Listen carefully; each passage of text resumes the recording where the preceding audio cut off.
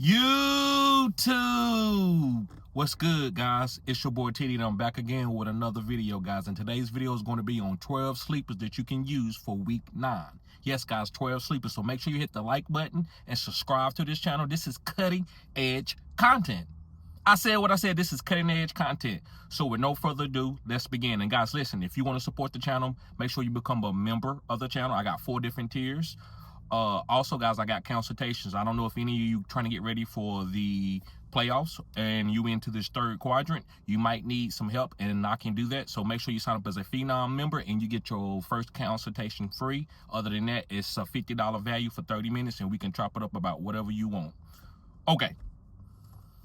So, guys, let's begin. I'm going to go from 1 to 12. So the first guy that I want to talk about that I believe is a sleeper for week 9 is going to be Rashod Bateman. Yes, Rashod Bateman going against Miami. Now, listen, you got Xavier. You got, what's the guy name? I can't think of his name. I'm sorry.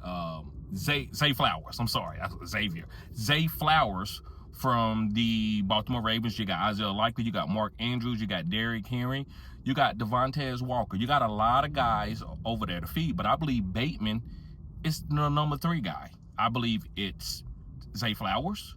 Then I believe it's Derrick Henry. And then I believe it's Rashod Bateman for the pecking order. Now, D-Hop is there. D-Hop is a green zone type wide receiver where they can throw it up. He can make contesting catches. He's getting 3 or 4 targets from Lamar when Lamar is active. But I believe Bateman, they gave him a deal a couple years ago.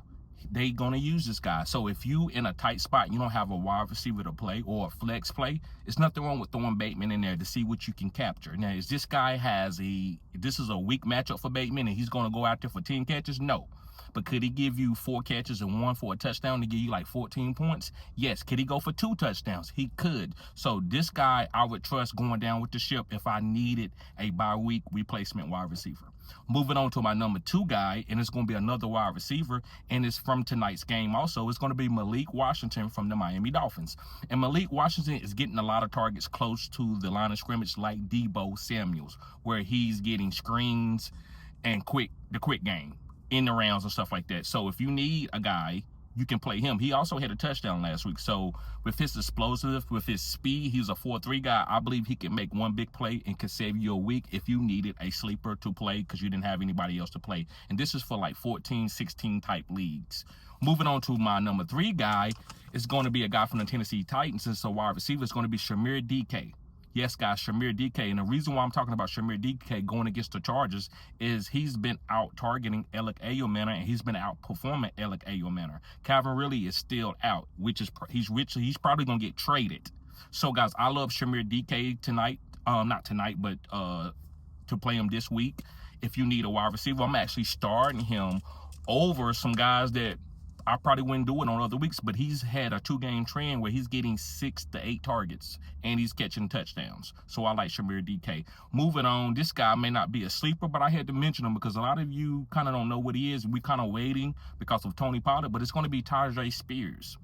I'm willing to play Tyjae Spears over Tony Pollard. Tony Pollard, if you have him, I would try to trade him. Now, he will probably get traded to a team where they're going to use him a little bit more, but I like Tyjae Spears catching passes, and he can run the ball between the tackles, and he can make big plays. So I like Tyjae Spears. If you have him, I think he's a top 24 type player this week. So it's okay to play him if you need to. Moving on to my number 5 guy is a guy that I've been disappointed. He was one of my 70% hit rate guys. He hasn't done a lot. It's going to be Jameson Williams from the Detroit Lions going against the Vikings. Now, listen, the tougher the matchup, the better the Detroit plays, or the better that Jameson Williams plays. So I like tough matchups. That's the only common denominator that makes me feel good about playing Jameson Williams on a week-to-week basis.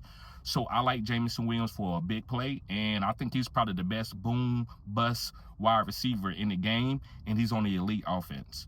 Moving on to my number 6 guy, it's going to be Travion Henderson from the Patriots, which they are playing against the Falcons.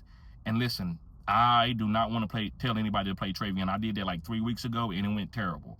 But with Ramondre Stevenson going through a toe injury, and they trying to pick up another running back, I got to go down with Travion this week. So if Ramondre doesn't play, I'm playing Travion Henderson, guys. That's my common denominator.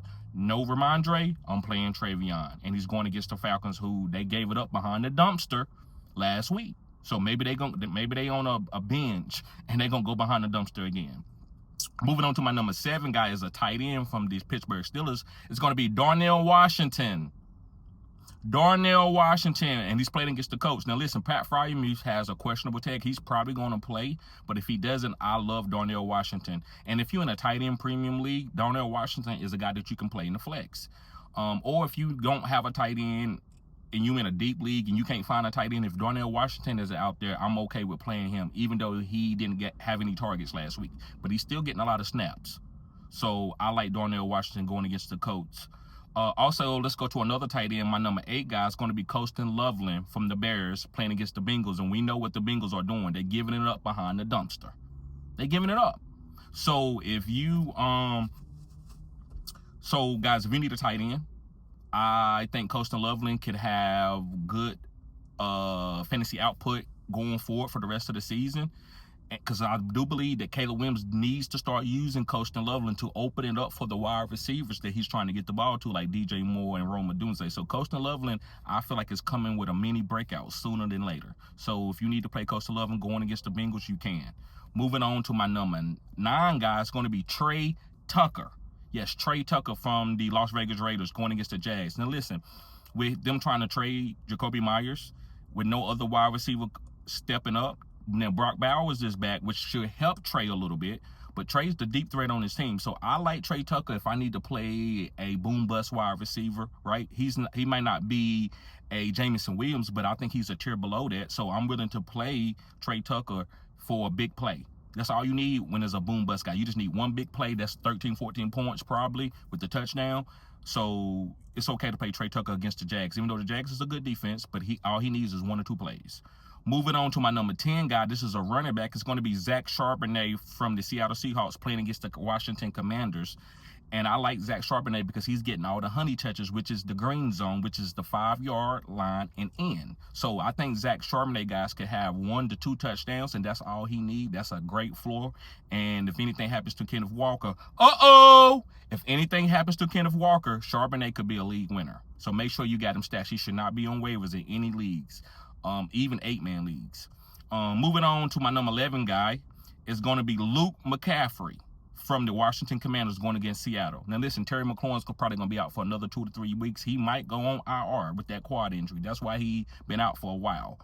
And I think Luke is the next guy up in line. It's going to be Debo and it's going to be Luke. The rest of the wide receivers haven't showed me anything. Yes, Zach Ertz is good, but that's a tight end. Who's going to play the wide receiver? I think it's going to be Luke McCaffrey, guys. So if you're in DSF or if you need to play a wide receiver off in a 16, 20 team, 32 team league and Luke McCaffrey's out there, you pick him up and start him.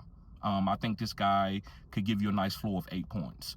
And last but not least, guys, it's going to be Bam Knight. Now, he might not be a sleeper for everybody, but maybe he is. If you see him out there, I would start him in the flex going against the Cowboys, who's been giving it up behind the dumpster.